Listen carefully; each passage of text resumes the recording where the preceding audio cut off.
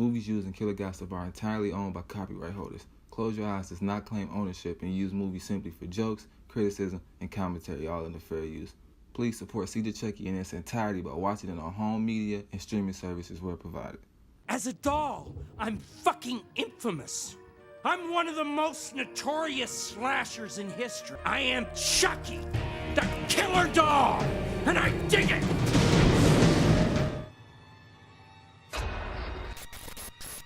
It's raining, it's pouring, the old man is snoring. He went to bed and bumped his head, couldn't get up in the morning. It's raining, it's pouring, the old man is snoring. He went.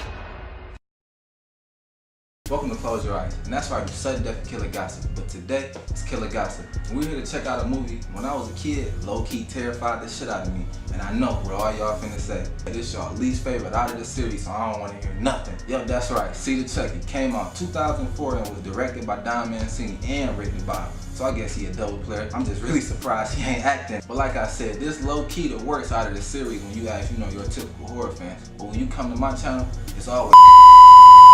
But I ain't gonna lie, do not think I'm pushing it by saying this the best one. It is not. It is not. I repeat, it is not. But it is top 3.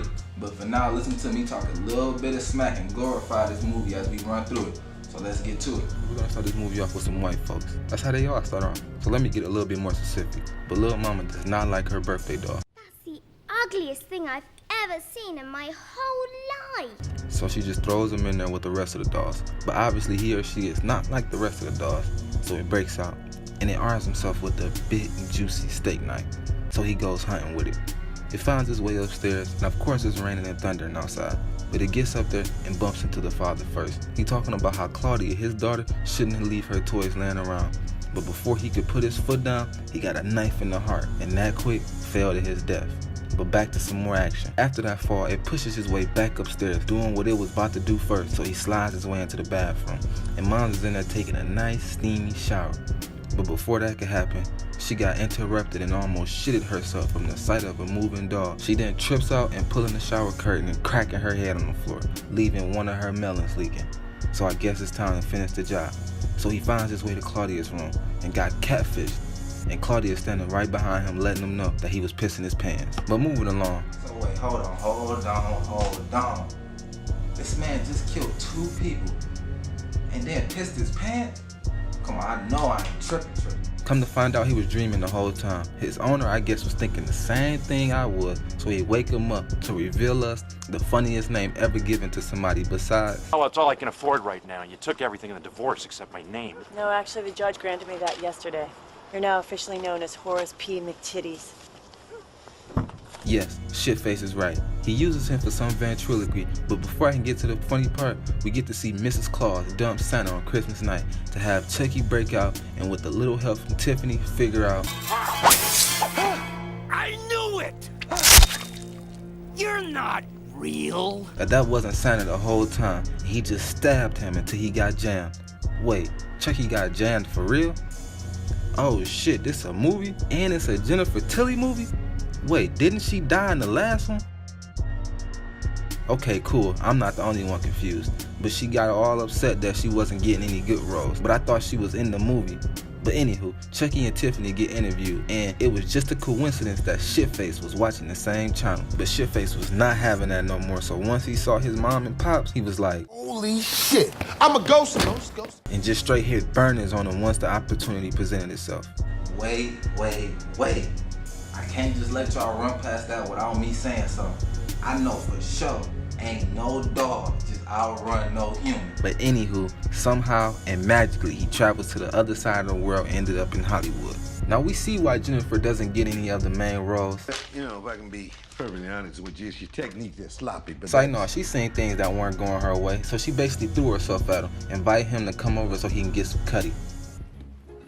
What is with you? I ain't gonna lie. I got some cutty last night. Stop lying. You ain't got no cutty. But your little scrawny ass.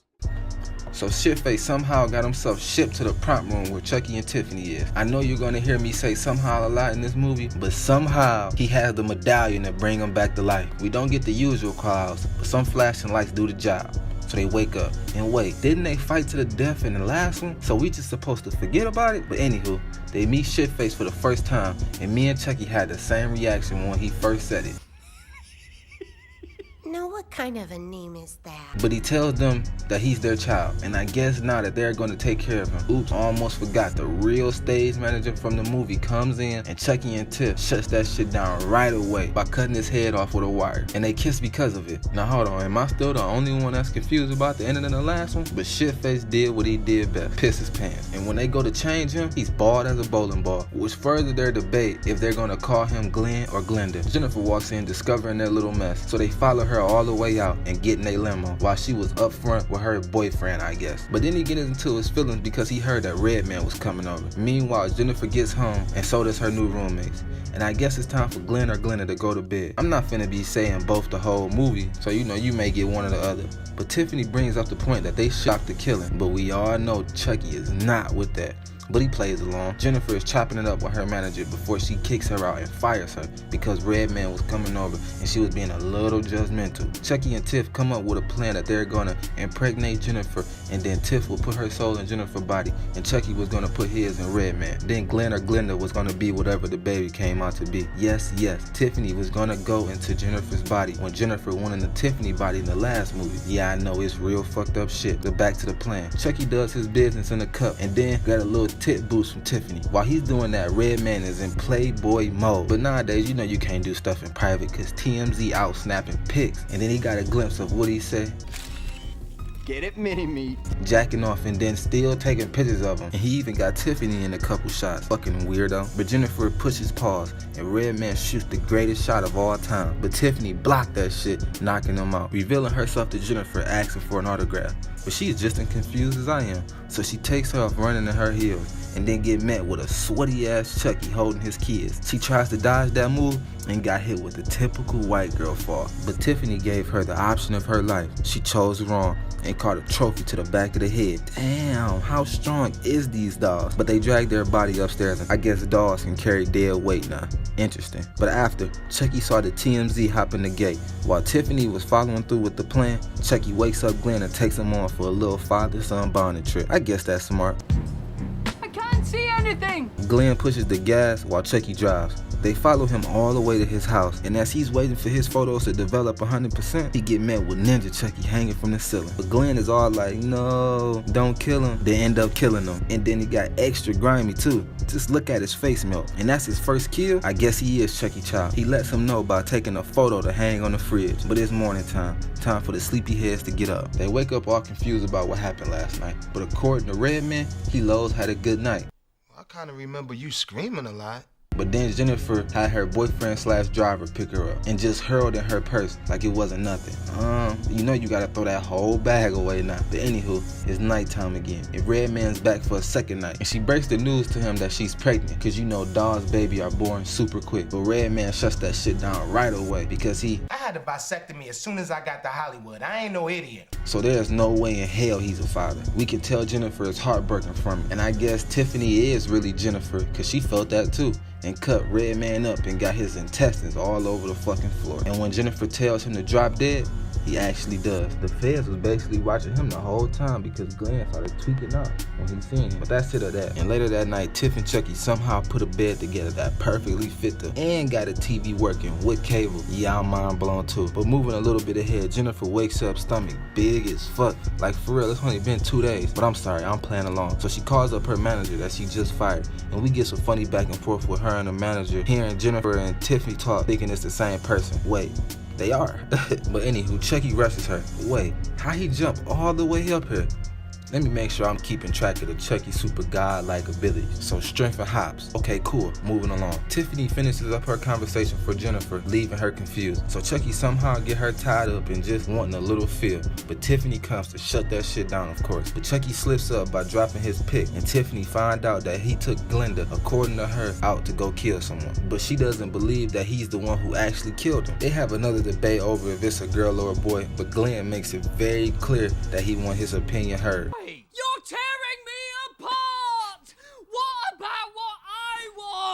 But Chucky wasn't gonna take all the spotlight. He splits by unloading Tiffany's dirty laundry.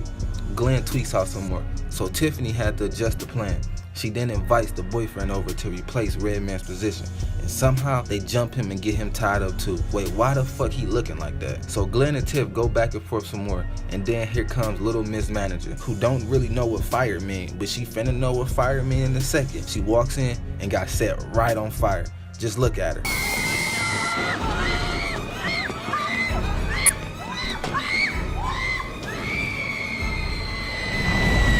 And I guess Tiffany did it, and she was crying, so Chucky made her feel better by revealing his dirty laundry. Wait, what the fuck? It was Glenda? And me and Tiffany had the same reaction, cause like, how the fuck she changed clothes so fast? She does the one logical thing by smacking her. So I guess it's time for baby delivery. The baby comes out to be a boy, and then she had another one. And of course it's a girl. So now there's more confusion on which one Glenn or Glenda is gonna be. So there's a lot of screaming and shouting going on, and as you can tell, it was too much for Chucky because he makes them put respect on his name by letting them know he is. I am Chucky, the killer dog, and I dig it. And Tiffany was talking too much, so Chucky attempts to shut her down by throwing a knife. And then for no apparent reason, the boyfriend jumps in front of the knife. Like, come on, man, hold on, man, one more time. I need y'all to think real quick. They was just about to take your soul, and you gonna go and save her? I'm puzzled. So he bleeds out as the police come in and discover what's going on, and of course there is no dogs to be found. But they take Jennifer to the hospital and won't let her see her baby because for some reason that don't make sense. Like, y'all found her tied up, so how could she done that to herself? But anywho, Tiffany injects her with some of that good, and they got her tripping out. She passes out, and this is the golden opportunity for Tiffany to switch souls. But here's Chucky. I can't think of a thing to say. Fuck it. So she hurries up and goes through with it, and then caught an axe right in the middle of her temple. Glenn does not like that one bit, so he kicks the dog shit out of him. Then I guess it's go time. He does a couple warm-up flips, and Jennifer slides him the axe. Wait, how whatever it was she injected wore off so fast. Anywho, Glenn then nicely placed that axe right in the middle of Chucky's chest, and then I guess that was not enough for him. He then cuts off every piece of his body and tells him he should be proud of him. And then deletes him by cutting his head off. Jennifer confronts him, and then we get shown the medallion. So I'm supposed to believe that that shit actually worked. Okay, 5 years later. It seemed as it's supposed to be the twins' birthday party. But I guess the nanny was talking too crazy, so she got dead like Cardi B was finna do Nicki for talking about her daughter. Wait. I guess that's Tiffany now? What the fuck is right? Glenn opens up his last present with no name on it. So I mean, it only could be from his pops, and it is, and it's his arm that grabs him because you know Chucky don't never die. And that's it. Seed of Chucky was released in 2004, and as I believe, did the worst out of the whole series. And yes, that's right, even over that Child's Play 3, which is mind-blowing to me. But in my eyes, this movie is low-key better than most of them. Now, I did not say the best, so don't cut my head off. But I do need y'all to put some respect on this movie name. Also, when I'm thinking about that Bride movie, the storyline actually makes kind of sense, but don't get me wrong, that Bride movie does stir up some fuck up. I could have sworn they fought to the death at the end, and then you know when they woke up, they all want some lovey-dovey. And to be honest, that does not take away how good this movie is. And if I had to be honest with y'all, and I just give like a rating on this movie, I know y'all gonna cut my head off for this one, man. But I low-key, I give this movie probably 8 out of 10, just for the reason that I just gave. I know some of y'all may hate this movie, and I know it must hurt a lot watching it again. But I need y'all to do something for me. The next time y'all watch it, I want y'all to watch it in a different way and tell me if you notice something different. Comment down below and tell me what it is. I'm telling y'all, this movie low-key ain't as bad as y'all think it is, or whatever the critics is telling y'all to believe. When y'all know y'all should be getting all information from me. And that's gonna wrap up today's episode of Killer Gossip. My name is Shamar Newsom, and I classify myself as the new generation of Killer Love. Stay scared.